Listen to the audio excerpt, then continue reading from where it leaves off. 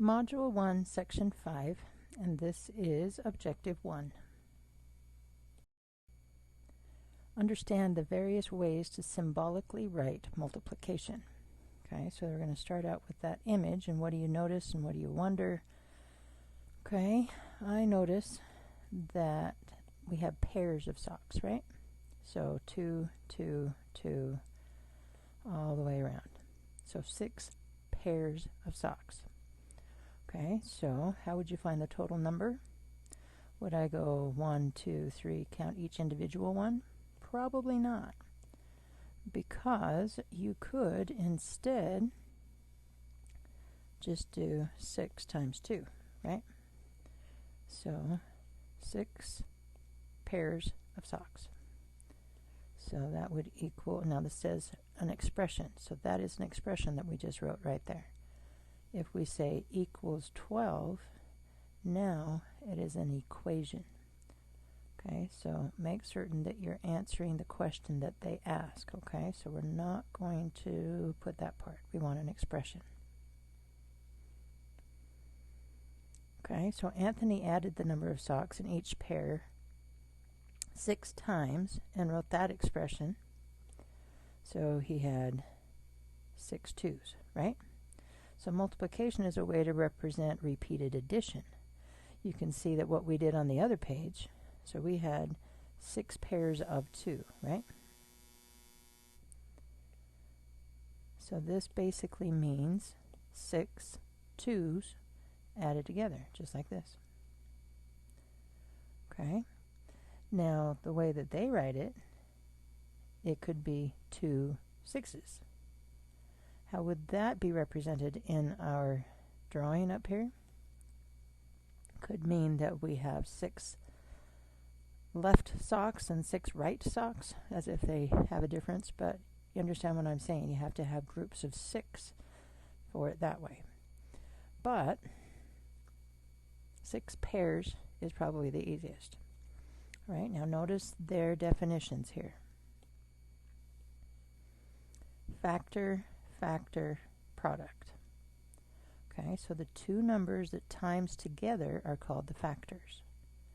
And the answer to a multiply problem is a product. Okay, so let me write those in. Okay, so multiplication is a representation of repeated addition. It's just a very simplified way of writing it. So instead of having to do 6 2s added together, we can say 6 times 2. Much easier. Okay, factor. I put numbers here. Let me get rid of that. So numbers that are added together. Actually, if we make this factors, that makes sense, huh? Okay, and a product is the answer to a multiply problem. So sum is the answer to an add problem. The difference is the answer to a subtract problem. And now product is the answer to a multiply problem. Whoops. Try that again. Multiply. Okay, and there are a lot of symbols that represent multiplication. And in fact, the one we're going to use the least is the x. Okay, once we get into variables, x is going to represent an unknown number. And so writing an x for times and an x for a variable is going to get a little confusing. So this is reserved for specific cases, and I'll let you know when we get to those. But parentheses, as you can see, are used quite often.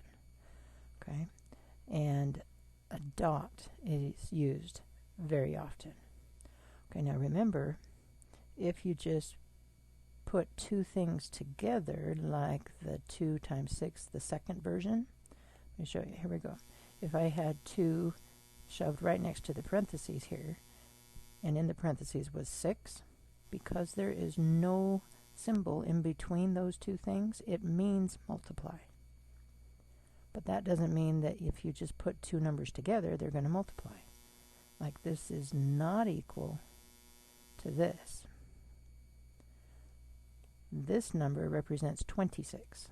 There is no invisible dot in between it. When you put two numbers together, you read them together as an entire number. Things that are just smashed together means multiply, as long as it is not two numbers.